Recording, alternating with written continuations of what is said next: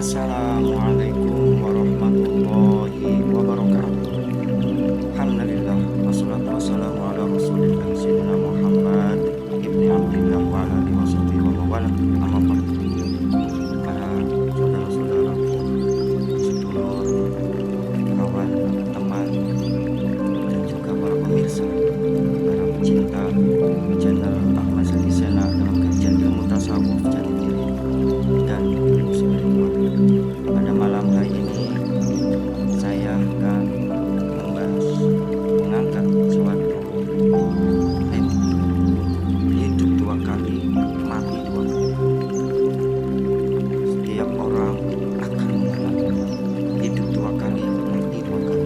Dalam pembahasan ini, mari kita buka ayatnya dalam surat Al-Baqarah ayat 28 yang berbunyi, Bismillahirrahmanirrahim. Kaifa takfuruna billahi wa kuntum amwata fa ahyaakum tsumma yumitukum tsumma yuhyikum tsumma ilaihi turja'un.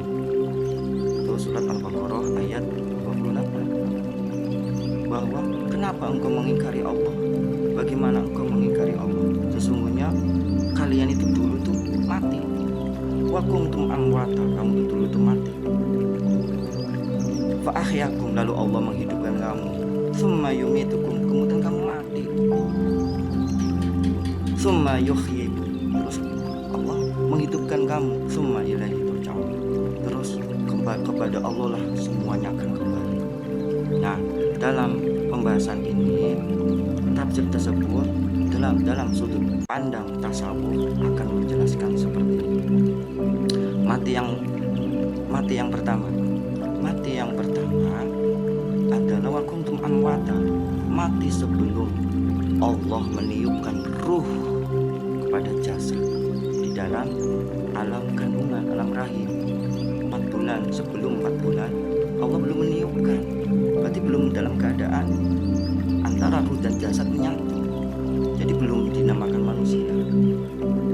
Mati yang pertama sebelum Allah meniupkan ruh, wa nafakhtu fihi min ruhi, sebelum Allah meniupkan ruh kepada si jasad di dalam alam kandungan, belum ada detak jantung. Itu mati yang kedua. Dan hidup yang pertama, itu mati yang pertama ya. Mati yang pertama itu sebelum Allah meniupkan ruh kepada jasad.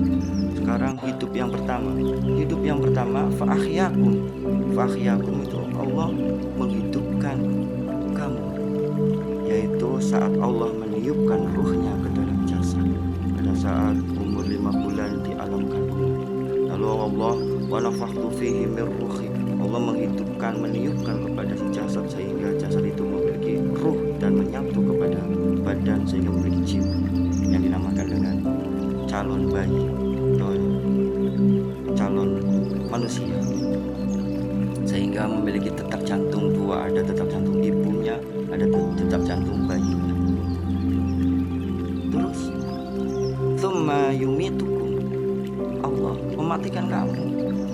Mematikan kamu di sini adalah setelah kita lahir di dunia, kita hidup beraktivitas di dunia, kita dari anak-anak, remaja, dewasa dalam keadaan mati kalau kita belum ditalqin.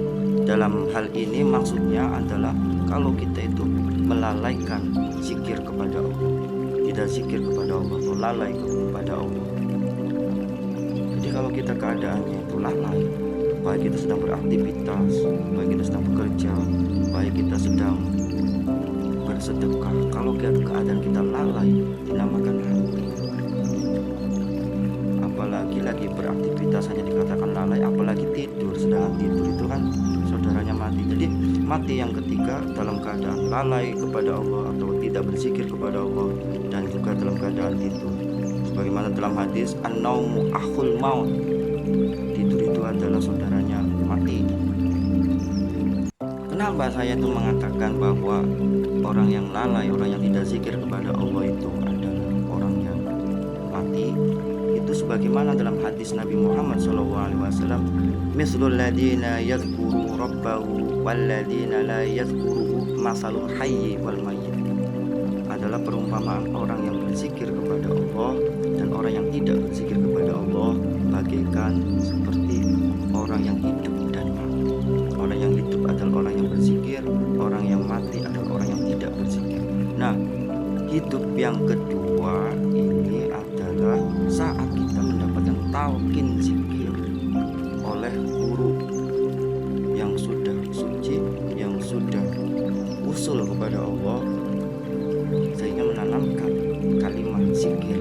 Afdhalu zikri la ilaha illallah, lakinu mautakum biqauli la ilaha illallah. Talqinkanlah kepada calon mati yang akan mati agar hatinya hidup, agar hawa nafsunya mati, maka dengan kalimat la ilaha illallah sehingga hatinya hidup, ruhnya hidup dalam memandang Allah dengan zikir yang dibimbing oleh guru mursyid. Sehingga dengan zikir yang dibimbing oleh guru mursyid bisa tarbiyatun nufus.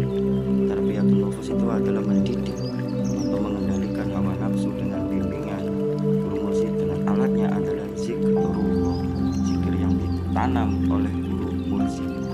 Barangkali ada orang yang tidak perlu guru mursyid, ya tidak apa-apa, barangkali bisa untuk selalu berzikir kepada Allah, karena la ilaha illallah itu menyimpan kalimat zikir zahar, zikir zohir yang dikatakan oleh mulut la ilaha illallah, dan juga zikir ismuzat.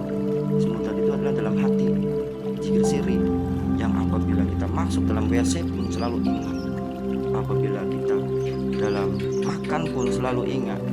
Kalau secara syariatnya kan kita sebelum makan ada doanya, Allahumma barik lana fima razaqtana wa qina adzabannar. Alhamdulillah, makan. Dan di dalam saat makannya adakah doanya? Ingat kepada Allah. Paling-paling adanya itu di akhir setelah makan, alhamdulillahilladzi at'amana wa saqana wa ja'alana minal muslimin. Nah, lanjut. Mati yang pertama itu adalah mati sebelum kita ditiupkan ruhnya. Hidup yang pertama saat Allah meniupkan ruhnya, dan mati yang kedua saat kita tidak memperoleh, saat kita lalai kepada Allah. Dan hidup yang kedua adalah saat kita memperoleh talqin zikir atau dalam keadaan zikir. Kalau kita dalam keadaan zikir itu namanya hidup yang kedua, dan hidup yang ketiga sudah tidak ada lagi. Mati yang ketiga tidak ada lagi, karena dalam hidup itu cuma ada dua kali mati dan dua kali hidup. La yadhuqul mauta illa mautatal ula, tidak akan merasakan mati kecuali mati yang pertama. Mati yang pertama itu maksudnya hati kita hidup kepada Allah, sudah mematikan hawa nafsu kita, dalam arti mengendalikan hawa nafsu kita sehingga ruh kita bisa wusul. Ya ayatul nafsul mutmainnah irji'i ila rabbiki radiyatan mardiyah. Wahai hati-hati yang sudah hidup, sudah tenang, pulanglah kepada Allah dengan saling cinta mencintai atau ridho. Semoga ada manfaatnya dari pembahasan hidup dua kali mati dua kali. Mohon maaf atas segala kurangnya. Wassalamualaikum warahmatullahi taala wabarakatuh.